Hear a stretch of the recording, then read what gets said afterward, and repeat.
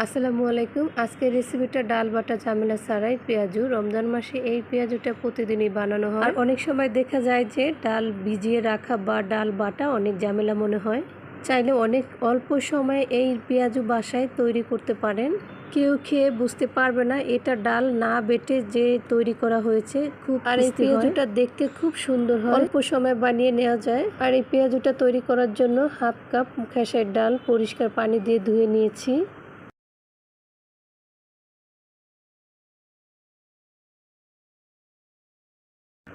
তারপরে একটা প্যান বসিয়ে দিয়েছি। আগে যে ডালগুলো আমি ধুয়ে রেখেছি ওগুলো আমি কড়াইয়ের ভিতরে ঢেলে দিব। তারপর 1 কাপ পানি দিয়ে এটাকে ভালোভাবে সিদ্ধ করতে হবে। বেশিক্ষণ এবং অনেক সময় ধরে সিদ্ধ করতে হবে না, মাত্র 2 থেকে 3 মিনিট। 2-3 মিনিট পরে দেখা যাবে ডালটা এরকম ফাটা ফাটা হয়ে গিয়েছে। এখন চুলা থেকে এটা নামিয়ে নিতে হবে। ডালটা পানিটা ঝরিয়ে একটা বাটিতে নিয়ে নিচ্ছি। তারপরে এখানে আমি 1 কাপ পেঁয়াজ কুচি দিয়ে দিব। পেঁয়াজটা যার যার পছন্দ অনুযায়ী বাড়িয়ে দিতে পারেন, খেতেও বেশি অনেক ভালো লাগবে। তারপরে দিয়ে দিচ্ছি মরিচ কুচি, 1 চা চামচ দিয়ে দিচ্ছি মরিচের গুঁড়া, 1 চা চামচ দিয়ে দিচ্ছি হলুদের গুঁড়া, পরিমাণ মতো লবণ দিয়ে দিচ্ছি, 1 কাপ দিয়ে দিচ্ছি বেসন।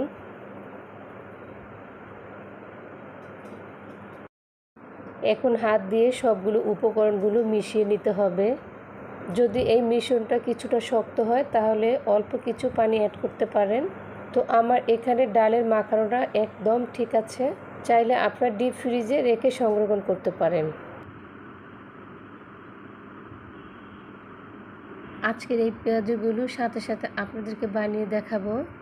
মিডিয়াম আছে তেলগুলো গরম করে নিয়েছি।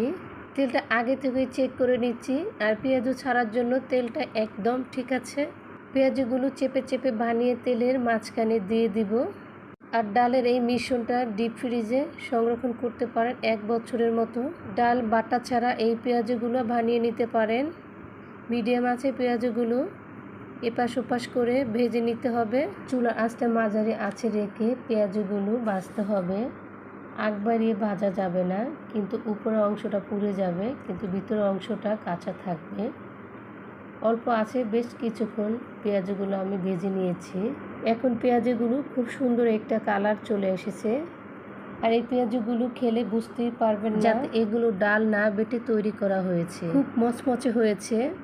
আর দেখতে খুব ভালো লাগলে যারা অল্প সময়ে পেঁয়াজু তৈরি করতে পছন্দ করেন তাদের কাছে এই পেঁয়াজু রেসিপিটা অবশ্যই ভালো লাগবে। আজকের এই রেসিপিটা দেখার জন্য অসংখ্য ধন্যবাদ। আজকের